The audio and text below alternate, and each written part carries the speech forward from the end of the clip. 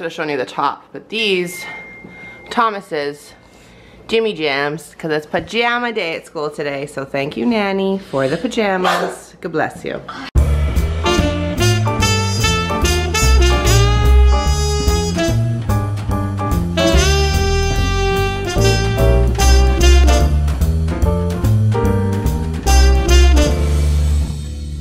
I would say, oh, I wish I too could wear pajamas, but I'm wearing the comfiest leggings and a giant root sweater today, so also just as comfortable. Just dropped T-Bone off at school. It's Thursday, it's Vlogmas Day 13. Hello, good morning.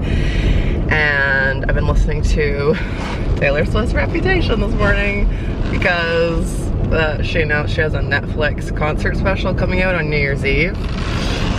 Like, I can't get enough of that album, and I'm so excited that now I can like relive the concert that I took Elizabeth, my niece, to this summer. So excited. The only thing better would have been if we could have watched it together, but I'll be home by the time it comes out. But so that was exciting news this morning. So I had a very relaxed morning. I was up quite early, like 4, but I felt rested and I felt ready to stay awake, so did the usual, meditated. Thomas was up at like 5:30, so he came into bed. I read my book. I'm reading Michelle Obama's Becoming, as it is the Mayor Reads Book Club pick right now. He watched some Mickey. Yeah, we had a great morning. Now, before I head to the radio station, I am going to do a quick trip to Walmart. Thomas needs new snow pants, so I'm hoping they still have some. And I need to get like Epsom salts and a couple stocking stuffers and just, you know, Walmart's the place where it's a bit like a roundup, you know, where you just get everything at once. So that's where we're heading, and then radio station, and then I'm having tea with Vanessa today.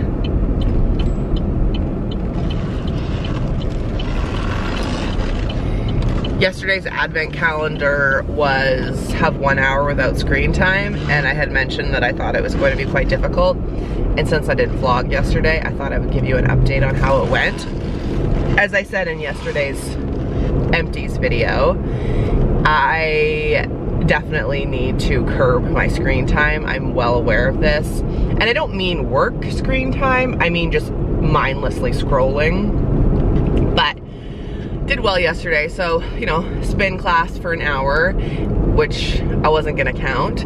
And then in the evening, I ended up taking a friend out for a belated birthday dinner, and it wound up being a 2-hour dinner almost, so didn't check my phone once. That was wonderful. She's also someone who would never be on her phone. And then today's advent calendar is have a bath, which you don't have to ask me twice or tell me twice to do that. No problem, happy to. It's a little bit later now. I went into Walmart. I didn't end up getting Epsom salts because all of them had like weird additives and scents. I got Himalayan sea salt for my bath instead, so that'll be lovely. Some Christmas presents, and that's about it. They were out of snow pants, so Canadian mom fail. I'm gonna have to look somewhere else. I did get him mitts though.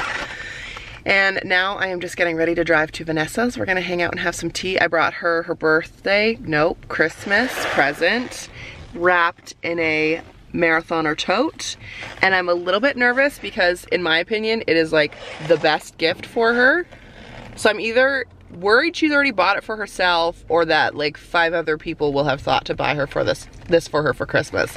And I'm a little bit worried because last year I bought her something that she already had, and I had to get a do-over gift. So I really worry that that's gonna be the same case this year. And if that is the case, I don't know what the backup gift will be. So we're going in. Fingers crossed she doesn't already have this. It's such a good gift, in my humble opinion. I bought one for myself too.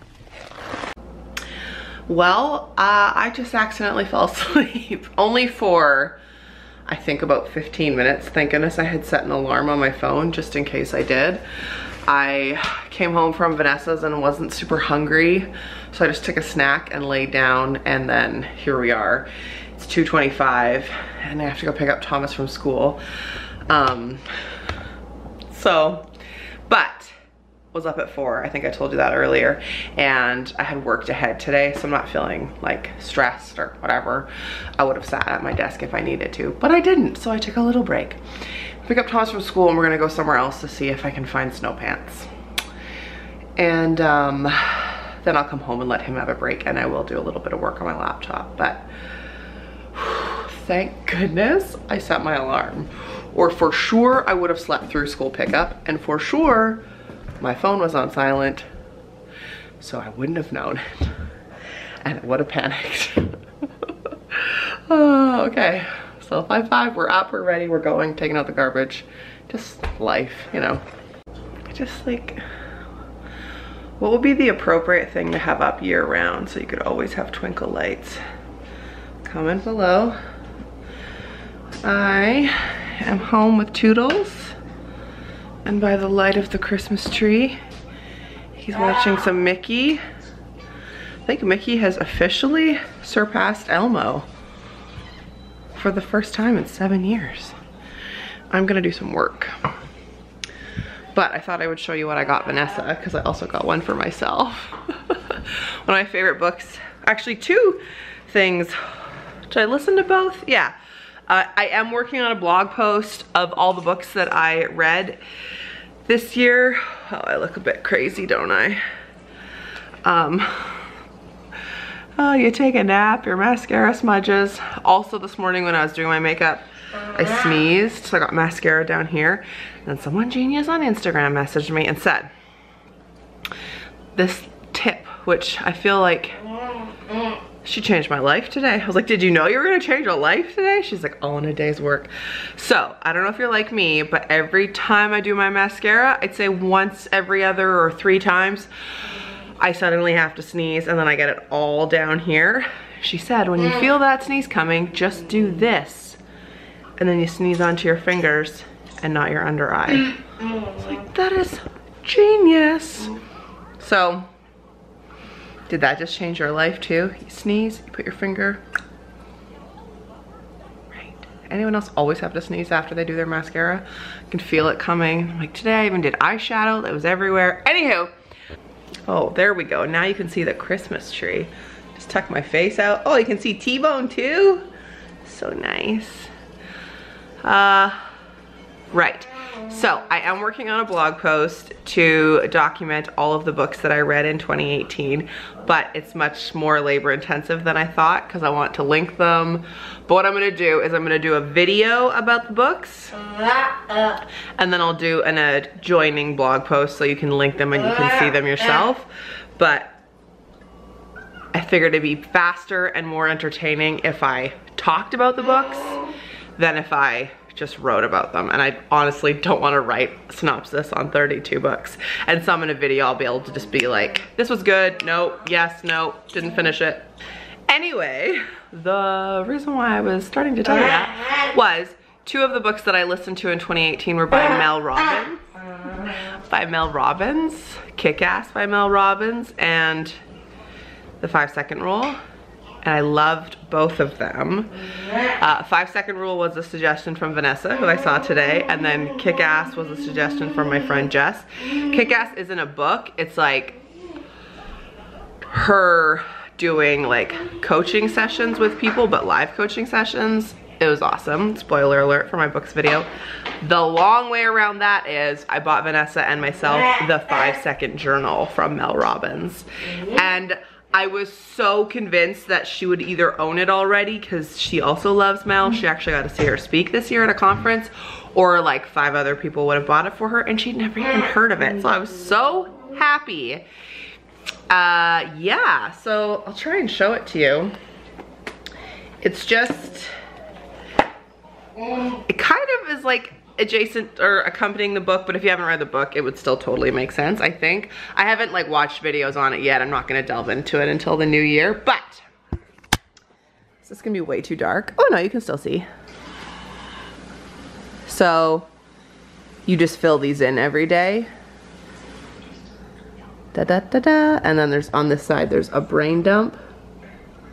Is it not gonna focus? It's just too dark. There we go. And then every page just looks like it. So let me know if you would like a review on this once I've used it. Yeah, I'm intrigued. I've never had something like this before. Yeah. There goes Thomas in his PJs. Got to wear his Jimmy Jams to school today. And they said he had a very silly day today. Which I like to hear. We got salad. Yeah, another day, another salad. So I texted Alicia, I'm like, are you okay if I just make a salad? She's like, perfect, great. Another day. And now I'm getting to the point where I feel like I need to finish veg before we go away, so. You've seen this a billion times. Salad. Okay, now we have turned on Drag Race Season 2. Little fire. So excited. Please tell me you've watched RuPaul's Drag Race. And if you have, no spoilers. Alicia and I watched Drag Race. It's on Netflix if you haven't seen it. It's like just magical and heartwarming and beautiful. I put Thomas to bed. On a video I posted, not the last one, but the one before that, where it was called It's Okay to Talk About Him. I was talking about, I don't mind when people talk to me about Jeremy. Like, of course, the context and the appropriateness and stuff, but like when it's family or friends or you guys, like it doesn't bother me. And then I got this question in the Mareathon Facebook group that I thought was interesting. So it says, what did Jer do / what did you want to do on the anniversary of your dad passing? Trying to support the partner in my life with a tough one upcoming and wanted to know if there are any tips and tricks. So it's a super good question. I think I alluded to this. I definitely used to have a pretty dark day. Often I would take the day off work when it was the anniversary of his death or his birthday. Really bugged me too. It was in January, and January is just a tough month anyway. Like, I would just sort of prepare for it, be aware that it's happening, and then for me, it's just how I'm gonna feel that day. So I never really like planned, yes, we have a giant gorilla in our living room. I never really like planned anything because I like to honor myself and the day of and how I felt. Normally I would go to the cemetery and often I would eat his favorite snack.